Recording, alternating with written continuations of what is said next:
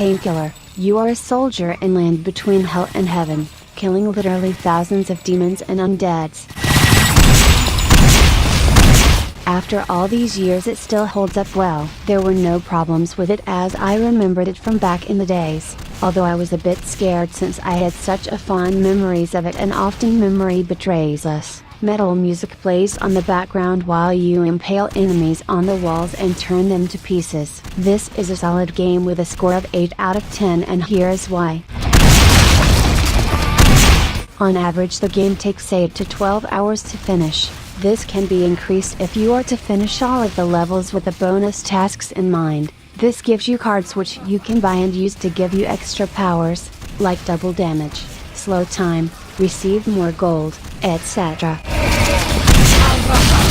Levels are straightforward, fast-paced, bunny-hopping old-school shooter at its best. Divided between many chapters and levels, the game offers wide variety of environments. You move from medieval towns to Asian demon mansions and insane asylums with amputee and electric chair victims.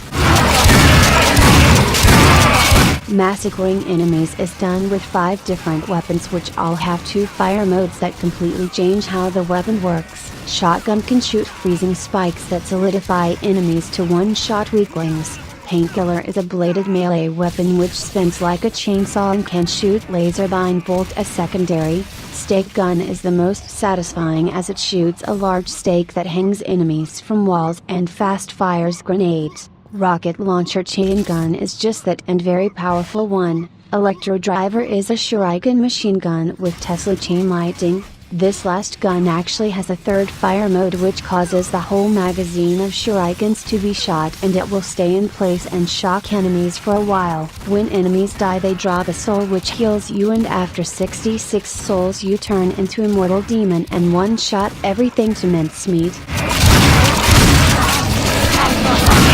Enemies vary from skeletons and demons to damned souls. These are designed in such a way that it creates a disturbing experience and fits to the environments. There are no particularly annoying hit-scanning enemies, which makes this game more fair than some others of the genre. Controls are smooth, but have few physics problems here and there. Once in a while game demands that you take a jump and it is best to quick save before this because there are some cases where your character just starts to flip out. The problems ain't pretty much there and because the amount of jumping is around 5 times whole game, it's not that much of a problem. By timing your jumping you can bunny hop around with the speed of a cheetah and mastering this is a great bonus. This is caused of the increased velocity of jumping instead of solid velocity of running.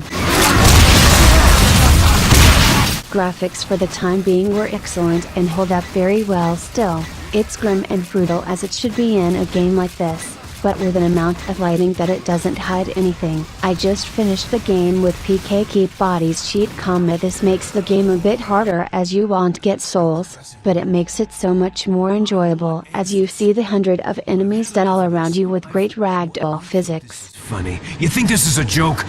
Audio is intense metal with demonic and tortured screams and yells everywhere. It is top notch and the weapons feel satisfying with quite a kick in some of their sounds. Cutscenes are the weakest point and the audio in these are well, mediocre.